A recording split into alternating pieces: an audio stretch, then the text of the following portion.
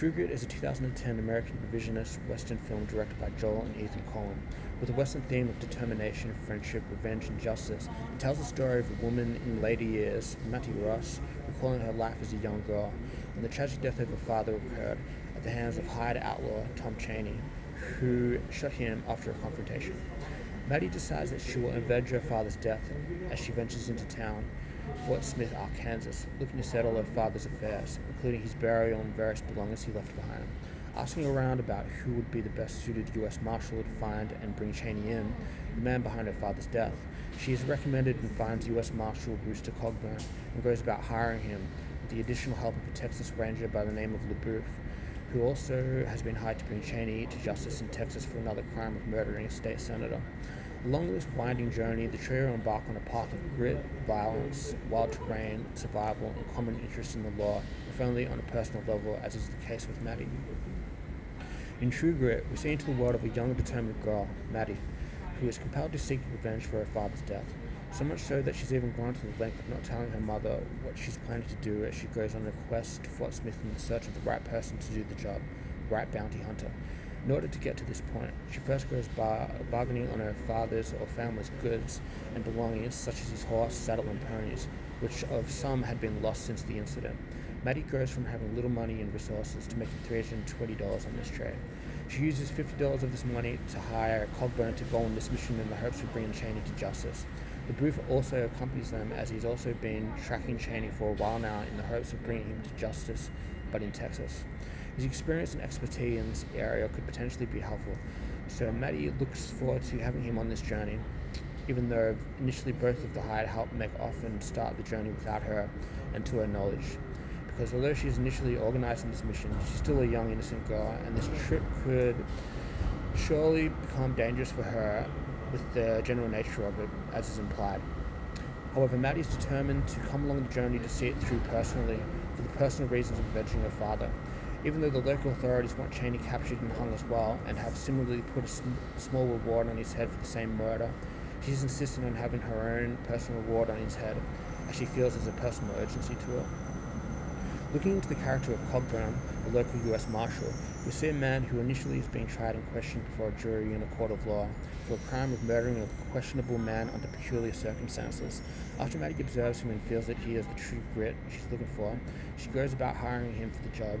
At first, he is hesitant and doesn't truly believe she is serious about this job and the reward, given that she's only a young kid and seems like she could just be expressing her feelings strongly rather than making a serious request.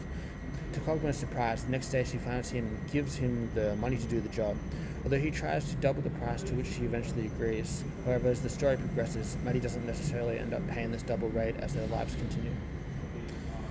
As the story unfolds, Coburn begins to share more of his life story to her, becoming something of friends as they journey along.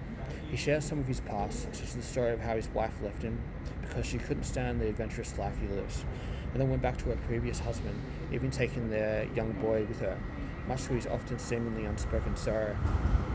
In these days, he's found himself living in the back of a grocery shop without much else to do but bide his time as the work arises. All in all, Coburn is viewed as a good U.S. Marshal or bounty hunter who often brings back the wanted men he's assigned to take down, seemingly more so than others in that profession. However, going into Indian territory, he's seen kicking a couple of young kids who are out the front of a medical house they see along the way, giving a sight into another side of him.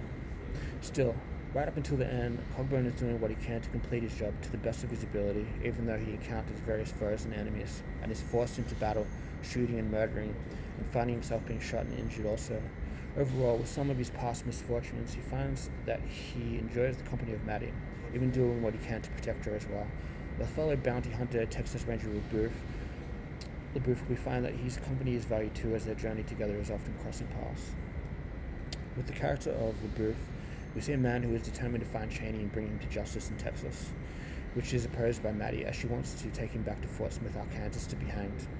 As the final battle ensues, with the confrontation of the trio against Tom Chaney and the lucky Ned Pepper gang he fled with, LaBeouf hits Ned Pepper from long range on his rifle as he was about to kill an injured Coburn.